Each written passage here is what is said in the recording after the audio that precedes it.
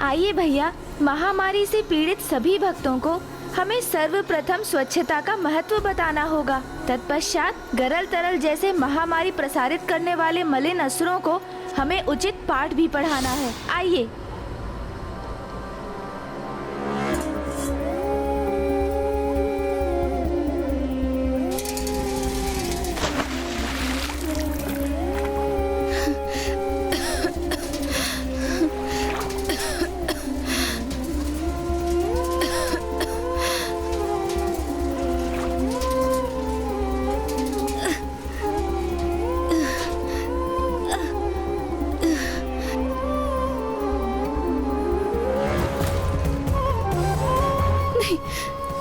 इतना दूषित जल, इतना दूषित जल मैं अपने अस्वस्थ पुत्र को ये दूषित जल कैसे दे दूं? अब कहां से स्वच्छ निर्मल जल लाऊं मैं? मेरा पुत्र प्यासा है। अब ऐसे में तो वो प्राण त्याग देगा। मेरे जीवन का भी कोई अर्थ नहीं रहेगा।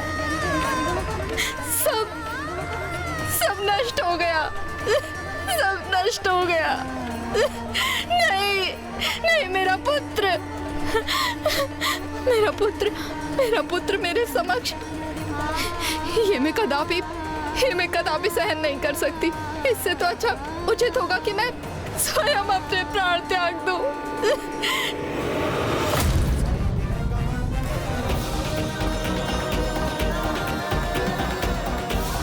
मैं स्वयं अपने प्राण त्याग दूंगी।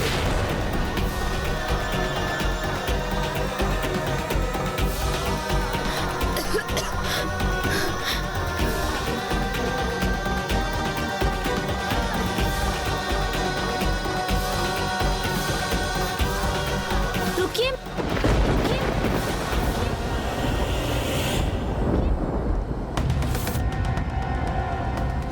ये किसका स्वर था? यहाँ तो कोई नहीं। तो ये अवश्य मेरा भ्रम था।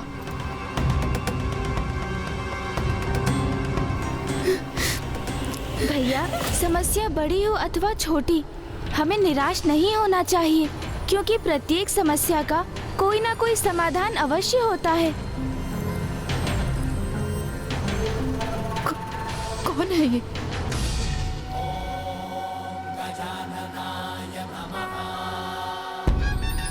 अनुज, क्या अर्थ है तुम्हारा? यही भैया कि जीवन में कभी कभी ऐसी समस्याएं आ जाती हैं कि हमें उसके समाधान का मार्ग ही नहीं सूझता और हम हताशा के सागर में डूब जाते हैं। कितने दिव्य और सुंदर ब्राह्मण बालक हैं ये। इनके मुखमंडल पर कितनी अनुपम आभा है।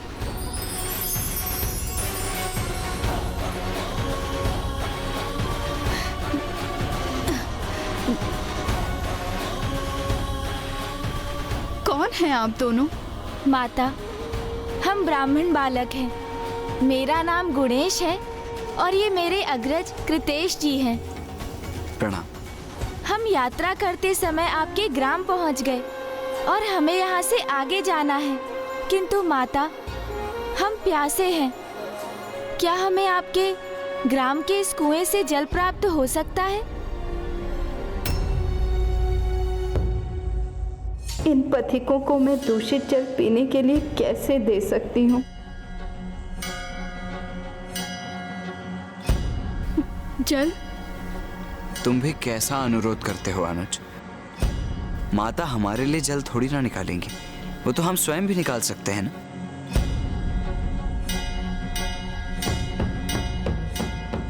हाँ भैया, आपने सर्वथा उचित कहा।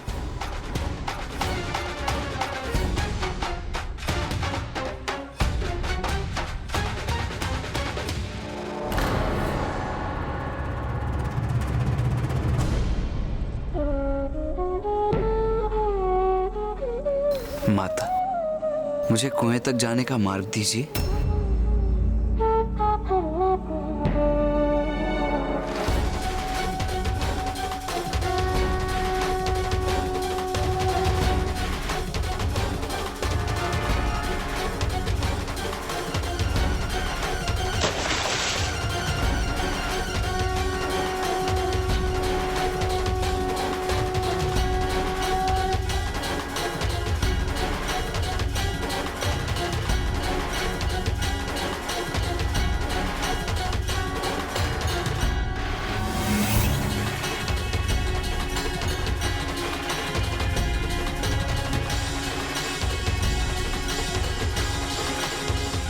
नहीं।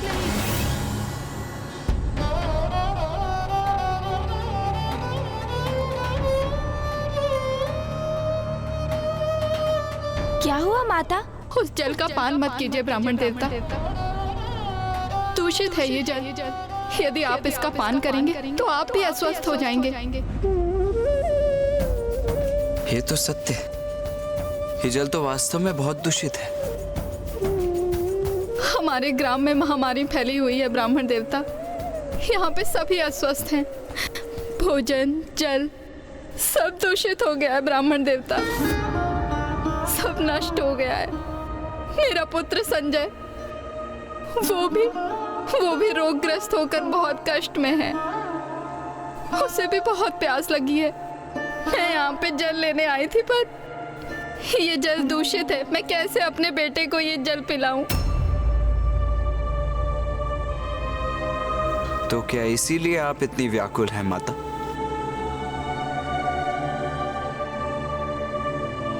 किंतु इसमें इतना विचलित होने की कोई आवश्यकता नहीं। जब कुछ मैला हो जाता है तो आप क्या करती हैं माता? उसे स्वच्छ करती है ना? तो उसी प्रकार यदि ये जल दूषित है तो इसे भी निर्मल बना लीजिए। निर्मल बना लो? किंतु कैसे? माता, आप एक कुशल गृहिणी हैं और अपने गृह की देखरेख कैसे करनी है ये आपको ज्ञात है और इस प्रश्न का उत्तर आप स्वयं दे सकती हैं। किंतु अस्वस्थ होने के कारण आपकी बुद्धि ये उपाय नहीं सुझा रही है। अच्छा ये बताइए माता कि आप अपने पुत्र संजय के लिए जल को किस प्रकार तैयार कर सकती हैं?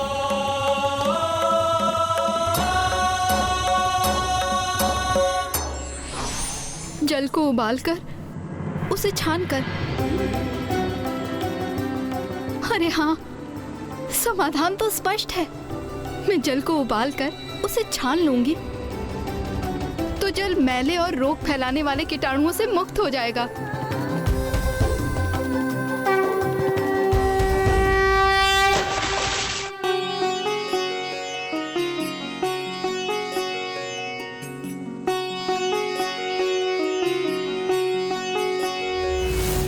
संकट के मेघ जब धरती पे छाए, ऐसी घड़ी में बस गजानन बचाए।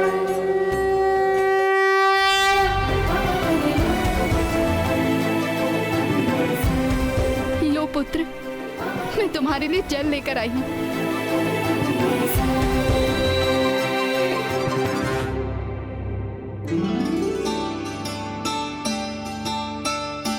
माँ, आपको भी प्यास लग रही होगी ना? आप भी जल ग्रहण कर लीजिए ना।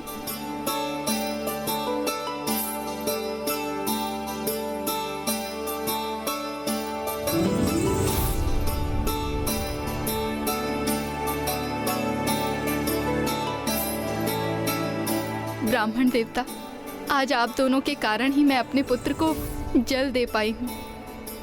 मैं आपका धन्यवाद कैसे करूँ? अरे हाँ, आपको भी प्यास लगी थी ना? मैं अभी आपके लिए जल उबाल कर लेकर आती हूँ। नहीं माता, हम तो जल बाद में ग्रहण कर लेंगे, किंतु आपके पड़ोसी भी अस्वस्थ हैं तो हमसे पूर्व उन्हें जल की आवश्यकता है।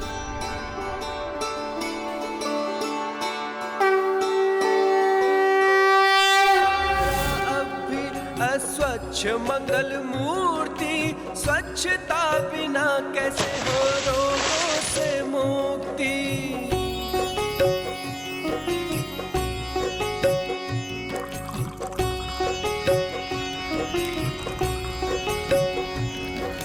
जल को भी दूषित होने से बचाया, शुद्ध जल को देखो है जन जन ने पाया। घर द्वार स्वच्छ हो कहते गजानन, स्वच्छता का मंत्र सबने किया है धारण। काया संग नगर ग्राम कर रहे हैं निर्मल, मिल रहा सबको है अद्भुत सबल। काया कल्प देख कर सब है अचंभित, सबको कुशल देख गजानन भी पुलकित। आपके समझाने पर सभी ग्रामवासी एक दूसरे को स्वच्छ जल प्रदान करके उनकी सहायता कर रहे हैं और पुनः स्वस्थ हो रहे हैं। ऋषिवर, स्वच्छता के लिए तो एक सामूहिक प्रयत्न की आवश्यकता होती है। आप स्वयं के गृह को स्वच्छ रखें, किंतु यदि आप अपने पड़ोसी के गृह के समक्ष मैला फेंक दें तो उससे उत्पन्न होने वाले रोग आपके गृह में भी तो प्रवेश करेंगे। इन ग्रामवासियों को मात्र इतना ही समझने की आवश्यकता है।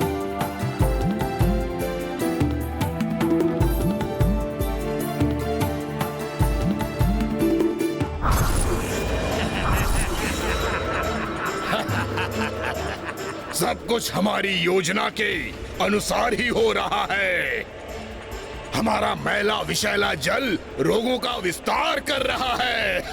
हाँ तरल, जब तक बेला रहेगा हम फलते फूलते रहेंगे और आलस्य के अवगुण के कारण यहाँ के वासी अपने स्थान को कभी स्वच्छ नहीं करेंगे। इसलिए हमारी योजना सफल होकर रहेगी। ब्राह्मण देवता, आप दोनों हमारे ग्राम में एक वरदान के जैसे आए हैं। आपके आगमन के साथ ही हम सभी स्वस्थ होने लगे हैं। कृपा करके बताएं कि हम आपके लिए धन्यवाद स्वरूप क्या करें।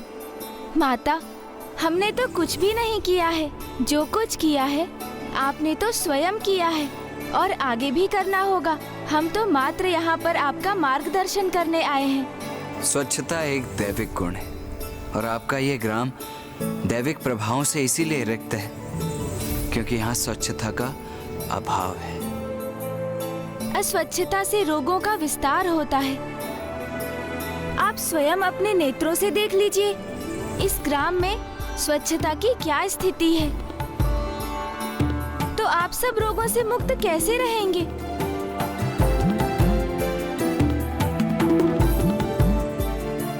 मैं समझा नहीं, हमें करना क्या होगा ब्राह्मण देवता? स्वच्छता के प्रति जागरूक होकर स्वच्छता को अपने जीवन में महत्व देना होगा, क्योंकि हमारे शरीर रूपी मंदिर में परमात्मा के अंश अर्थात हमारी आत्मा का वास है।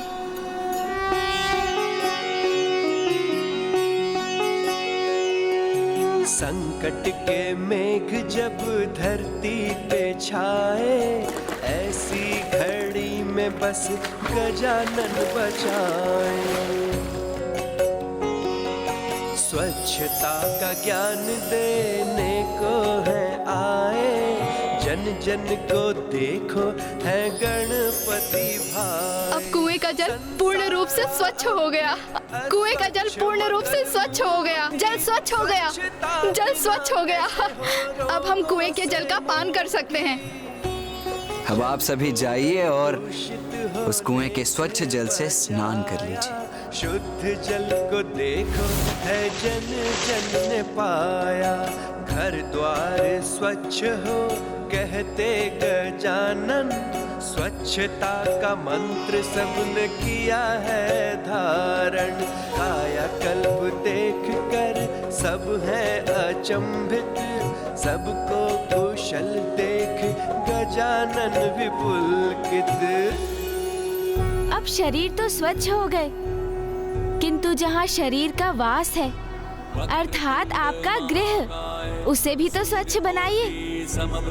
फिर जिस स्थान पर आपका गृह है अर्थात आपका ग्राम और नगर, उसे भी तो स्वच्छता प्रदान कीजिए। सर्वप्रथम आप सभी अपने गृहों में गौमूत्र छिड़किए, फिर अहाते पर गौ माता का गोबर लीपिए, जिससे आप सभी के गृह कीटाणु रहित होंगे और वहाँ की सभी नकारात्मक प्रवृत्तियों का नाश होगा।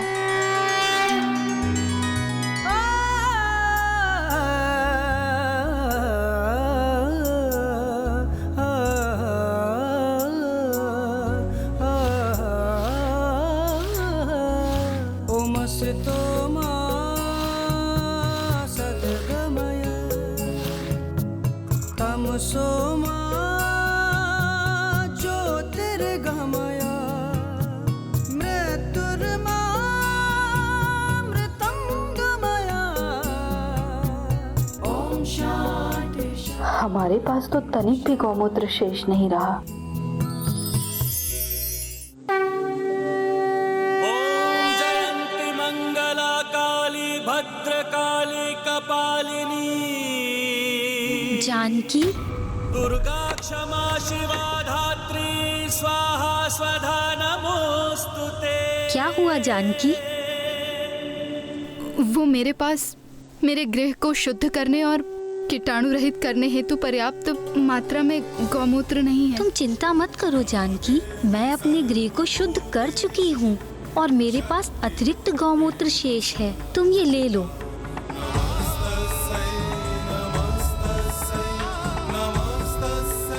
बहुत बहुत धन्यवाद।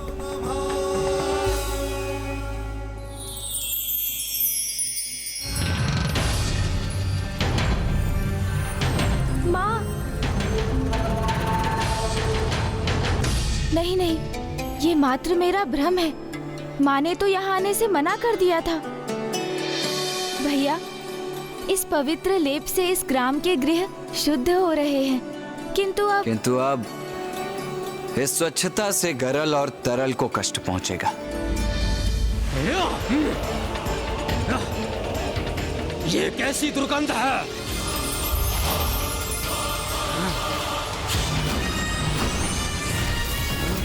अरे ये क्या? ये स्थान स्वतः ही स्वच्छ कैसे हो रहा? ये स्वच्छता हमारा श्वास लेना भी दूभर कर रही है। अस्वस्थ हो रहे हैं हम।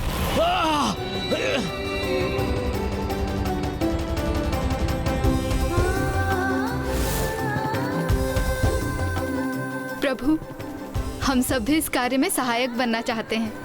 हमें भी कोई कार्य सौंपिए ना। तुम सभी बालकों के लिए एक अत्यंत विशेष कार्य है मेरे पास। सर्वप्रथम इस ग्राम पर मंडराने वाले कीटाणुओं को नष्ट करना होगा।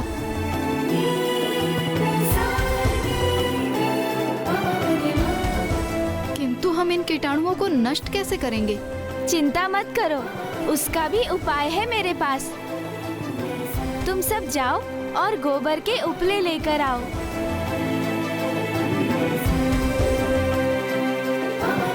इस ग्राम की स्वच्छता तो हो गई, किंतु जो मैला ग्राम के मार्ग में स्थापित है, उसका क्या करें?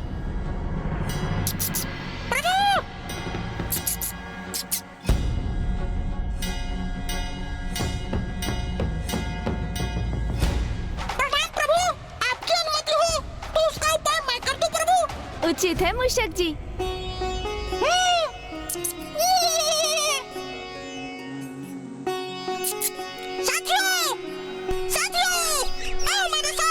संकट के मेघ जब धरती पे छाए, ऐसी घड़ी में यहाँ की स्वच्छता आरंभ हो।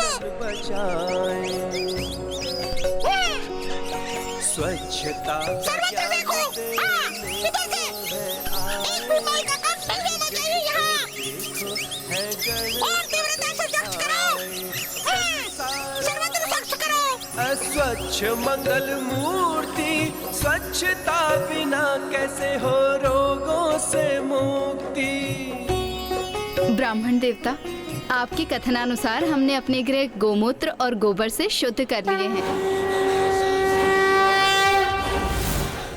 यदि आप इन सूखे पत्तों एवं मैले के ढेर को एकत्रित कर यहाँ के गड्ढों में भरकर उसे मिट्टी से ढक दें, तो यही भविष्य में उर्वरक बनेंगे।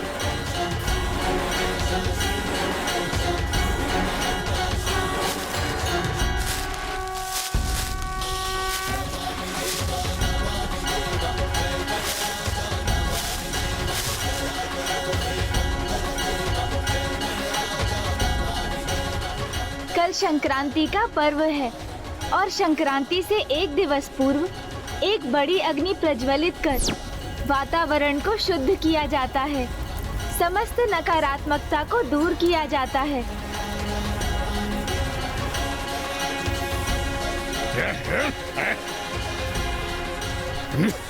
ये मेरे भीतर प्रवेश कर मुझे अपना आहार बना रहे हैं। व्यक्ति के लिए स्वच्छता नियम नहीं बल्कि अनिवार्यता होनी चाहिए, क्योंकि जहाँ स्वच्छता होती है वहीं ईश्वर का वास होता है।